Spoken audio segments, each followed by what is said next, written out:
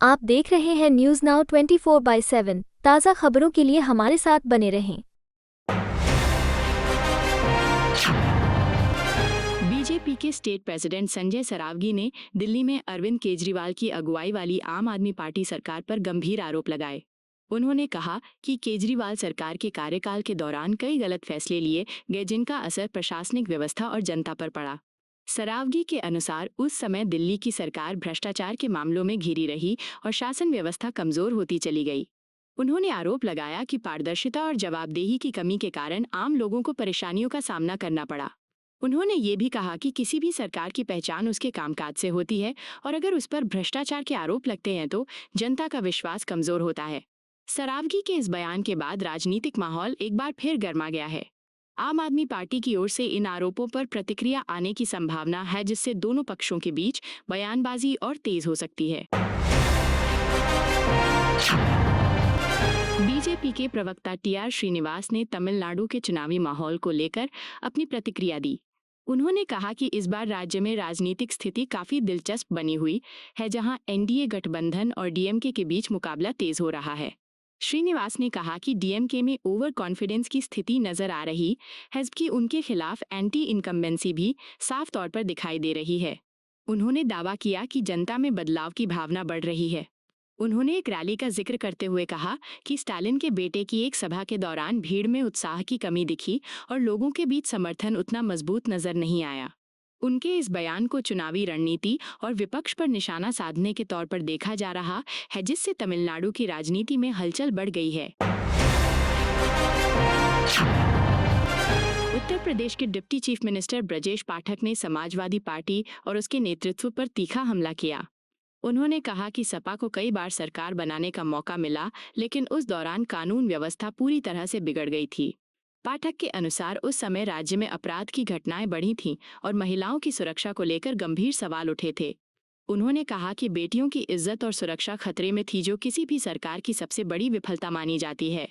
उन्होंने ये भी कहा कि मौजूदा सरकार कानून व्यवस्था को बेहतर बनाने के लिए लगातार काम कर रही है और अपराध पर नियंत्रण लाने की कोशिश की जा रही है।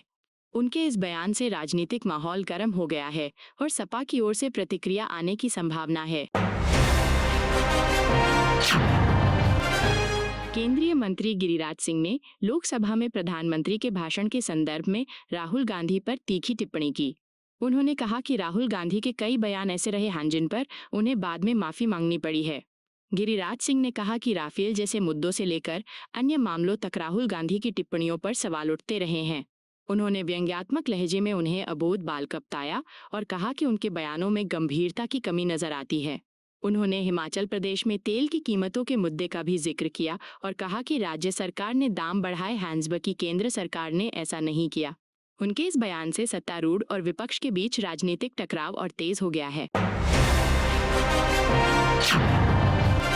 हिमाचल प्रदेश कांग्रेस की पूर्व प्रदेश अध्यक्ष प्रतिभा सिंह ने आने वाले पंचायत चुनावों को लेकर अपनी प्रतिक्रिया दी। उन्होंने कहा कि पंचायत चुनाव केवल स्थानीय स्तर तक सीमित नहीं होते, बल्कि उनका असर भविष्य की राजनीति और सरकार गठन पर भी पड़ता है। उन्होंने कहा कि इन चुनावों से जो संदेश निकलता है वह जनता के मूड को दर्शाता है और आगे की रणनीति तय करने में महत्वपूर्ण भूमिका निभाता है। प्रतिभा सिंह ने ये भी स्वीकार किया कि पार्टी को और मजबूत होने की जरूरत है ताकि वो बेहतर तरीके से चुनावों में प्रदर्शन कर सके। उनके इस बयान को आत्ममंथन और संगठन को मजबूत करने की दिशा में एक संकेत के रूप में देखा जा रहा है।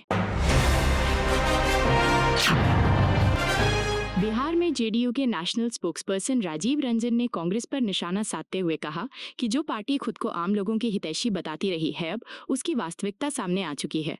उन्होंने कहा कि वर्तमान वैश्विक परिस्थितियों में पेट्रोलियम की कीमतें अंतर्राष्ट्रीय स्तर पर लगातार बढ़ रही हैं, जिससे कई देशों की अर्थव्यवस्था प्रभावित हुई है।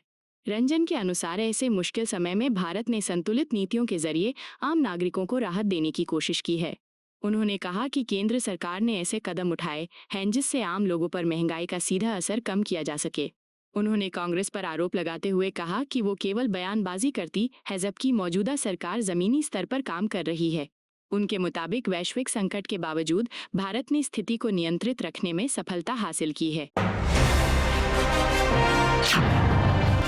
बिहार के मंत्री दिलीप जायसवाल ने लोकसभा में प्रधानमंत्री नरेंद्र मोदी के भाषण पर राहुल गांधी की टिप्पणी को लेकर तीखी प्रतिक्रिया दी।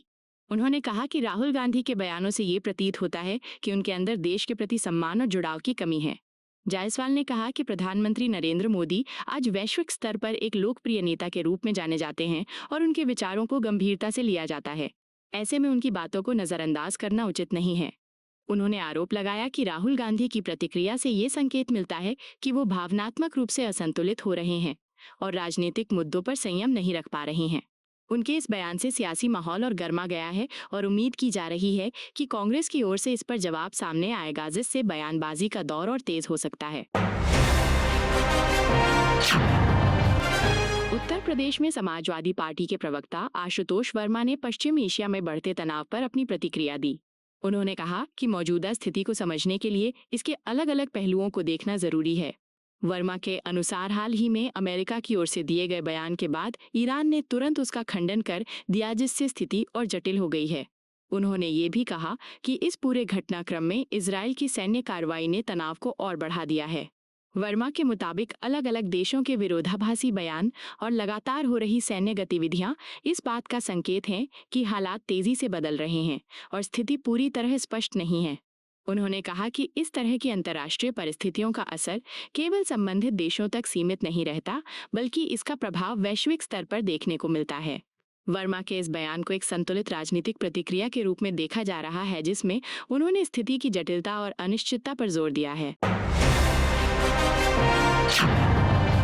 शिवसेना यूबीटी की सांसद प्रियंका चतुर्वेदी ने पश्चिम एशिया में चल रहे संघर्ष को लेकर चिंता जताई।